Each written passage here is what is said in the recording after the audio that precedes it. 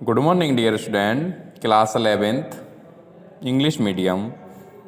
कैसे हैं आप? Today we will read in chapter number 6 thermodynamics. Dear student, हमने फर्स्ट लॉ ऑफ थर्मोडायनामिक्स और zeroth law of thermodynamics last topic में clear किया था। तो आज का हमारा टॉपिक है heat enthalpy and heat content.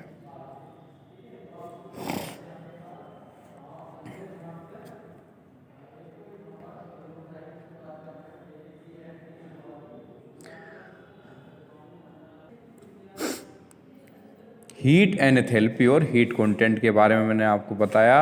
Word enthalpy is derivated from GK.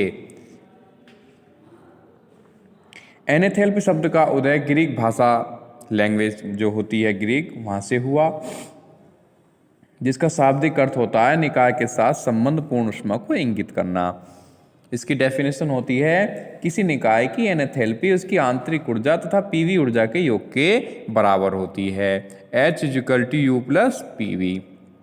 तो ये हो गया हमारा हीट एनेथैल्पी।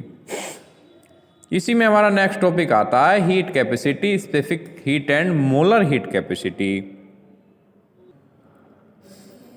ये आता है heat capacity, the amount of heat required to raise the temperature of a substance by 1 degree centigrade और 1 K is called its heat capacity. तो इसको लिखेंगे हम heat capacity. C = heat given Q upon delta T। कहने का मतलब ये है, देखो जब किसी पदार्थ का 1 डिग्री सेंटीग्रेड या 1 केल्विन बढ़ाने पर प्रदान की गई आवश्यक ऊष्मा की जो मात्रा होती है, Q उसकी धारिता होती है, Q उसकी ऊष्मा आवश्यक ऊष्मा की जो मात्रा Q उसकी ऊष्मा धारिता C कहलाती है। तो इसको हम लिख देंगे इस तरीके से, अतः ऊष्मा धारिता C बराबर heat given Q upon delta T। कहने का मतलब ये ऊष्मा की जो मात्रा है वो बटे डेल्टा T। तो heat capacity C = heat given Q upon delta T। तो C जहां पर एक ऊष्मा धारिता है, क्या है? ऊष्मा धारिता, हीट कैपेसिटी। तो डेल्टा T यहाँ पे होता है टेम्परेचर। तो इसको हम डेल्टा T = लिख सकते हैं T2 - T1। ओके, जहाँ पे T1 होता है प्रारंभिक मतलब फर्स्ट टेम्परेचर और उसके दूसरा होता है अंतिम टेम्परेचर। इसी में आती है molar heat capacity, the amount of heat Q required to raise the temperature of 1 mole of a substance by 1 degree centigrade या 1 kelvin is called is molar heat capacity.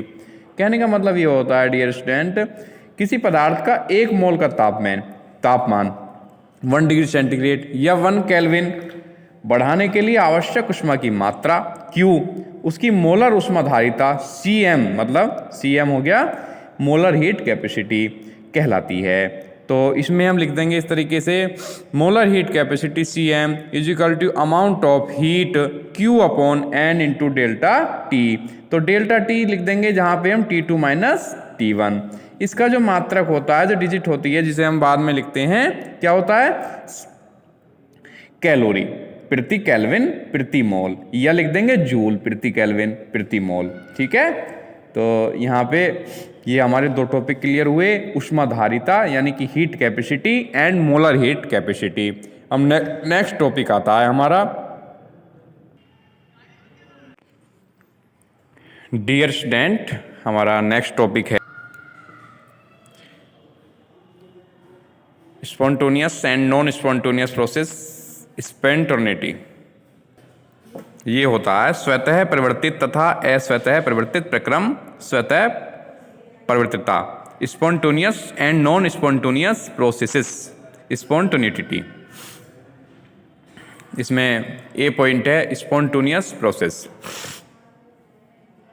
The physical और chemical change occurring without any external agent और spontaneous processes, spontaneous processes. For example आप note करेंगे, बिना किसी बाह्य सहायता के होने वाले भौतिक एवं रासायनिक परिवर्तन, मतलब बिना किसी बाह्य सहायता के, मतलब किसी भी सहायता के जब कोई कहीं पर भौतिक और रासायनिक परिवर्तन होते हैं तो वह स्वतः परिवर्तित परिवर्तन या स्वतः परिवर्तित प्रक्रम स्पॉन्टेनियस प्रोसेस कहलाते हैं। जैसे for example diffusion of gas from the region of high pressure to low pressure, मतलब जैसे क्या गैस का अधिक दाब से कम दाब के क्षेत्र में विसरण। Second, flow of rivers from mountains to sea, कहने का मतलब ये नदियों का पहाड़ से समुद्र की तरफ प्रवाह, नदियों का पहाड़ से समुद्र की तरफ प्रवाह, मतलब बिना किसी रिएक्शन के हम वो कर रहे हैं, क्योंकि हमें जो चेंजिंग हो रही है उसमें हम नहीं कर रहे हैं कुछ भी, वो अपने आप स्वतः ही हो रही है। थर्ड है flow of heat from hot reservoir to cold reservoir. तो ये हो गया जल का, मतलब जो गर्म निकाय से ठंडे निकाय की ओर ऊष्मा प्रवाह, जो गर्म से ठंडे की ओर, क्योंकि वो भी स्वतः ही हो रहा है।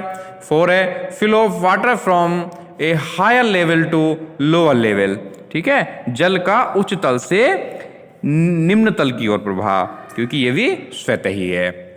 इसी में सेकंड पॉइंट आता है नॉन स्पॉन्टेनियस प्रोसेस, कहने का मतलब ये है नॉन स्पॉन्टेनियस प्रोसेस, जो अस्वतः परिवर्तित प्रक्रम है, मतलब ऐसे परिवर्तन हैं जो बिना बाह्य कारक के प्रभाव के कारण संभव होते हैं, अस्वतः परिवर्तन कहलाते हैं। जैसे कुएं में पानी निकलना, जो कुएं से पानी निकलना है वो क्या है, अस्वतः परिवर्तित प्रक्रम है। इससे पहले जो मैंने बताया था स्पॉन्टेनियस प्रोसेस, उसमें था जैसे क्या गैस का अधिक दाब से कम दाब के क्षेत्र में विसरण, या नदियों का पहाड़ से समुद्र की तरफ प्रवाह।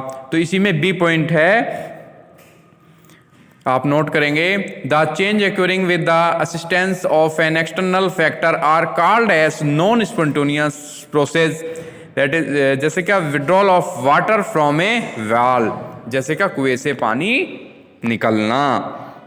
तो ये क्या है, नॉन स्पॉन्टेनियस प्रोसेस।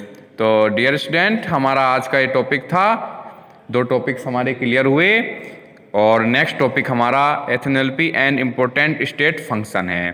तो डियर स्टूडेंट, आपसे फिर नेक्स्ट ऑनलाइन क्लास के माध्यम से मुलाकात होगी इस टॉपिक के साथ। तब तक के लिए ऑल द बेस्ट।